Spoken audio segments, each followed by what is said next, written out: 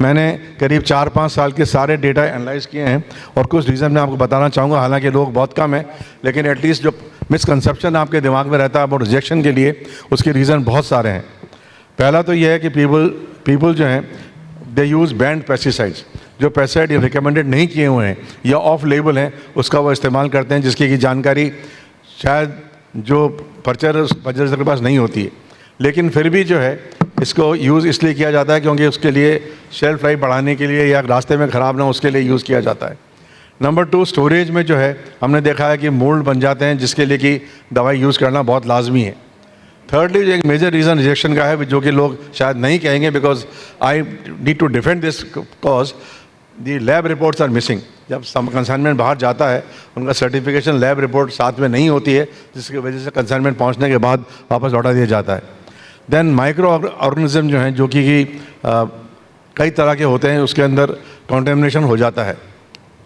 दूसरा जो है शेल्फ लाइफ जो है एक मेजर इशू है, क्योंकि जैसा आप जानते हैं सीड की जो शेल्फ लाइफ है, सीड की बात कर रहा हूँ, is only 6 to 9 months।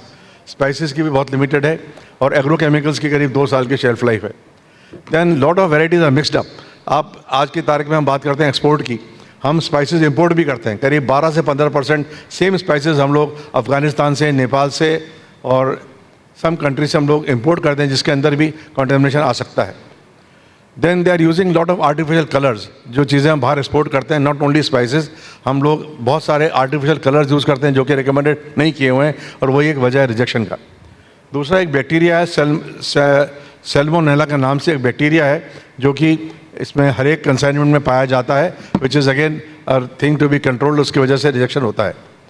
Then storage करने के लिए ethylene trioxide is a chemical which is a fumigant. आप ग्रेन स्टोर करते हैं, FCI में भी करते हैं, कहीं भी करते हैं, ये फ्यूमिगेंट यूज़ करते हैं, जो कि एक्सेस में यूज़ किया जाता है और उसके ट्रेसेस जो हैं वो रिजेक्शन में रह जाते हैं। Then lot of post harvest practices जो हैं वो फॉलो नहीं की जाती हैं। मैंने कई दफ़ा देखा है कि जब आप चिलीज़ को ड्राई करते हैं, कोई चीज़ ड्राई करते हैं, वो ज़मीन पे होती है और उसकी वजह से ये जो है कंटेमिनेशन हो सकता है। अनदर रिक्वायरमेंट जो कि रिजेक्शन का है, which is my 13th point, is about packaging. Packaging के अंदर जो है, जैसे कई दफ़ा जूट के बैग्स हैं, HDPE के बैग्स हैं, जो कि मैंडेटरी हैं, वो शायद इस्तेमाल नहीं किए जाते हैं, और पैकेजिंग के लिए एक रीज़न है जो कि फॉरेन सप्लायर्स इसको रिजेक्ट कर देते हैं। There is also very big trace of heavy metals which are found in this. हर टाइम कहना कि साहब पेस्टिसाइड्स है या फार्मर्स ने यूज़ एक्सेस किया, वो तो ठीक है, लेकिन अगर उसमें हैवी मेटल है, that is to be seen again, it could be with water also, it could be with anything else also.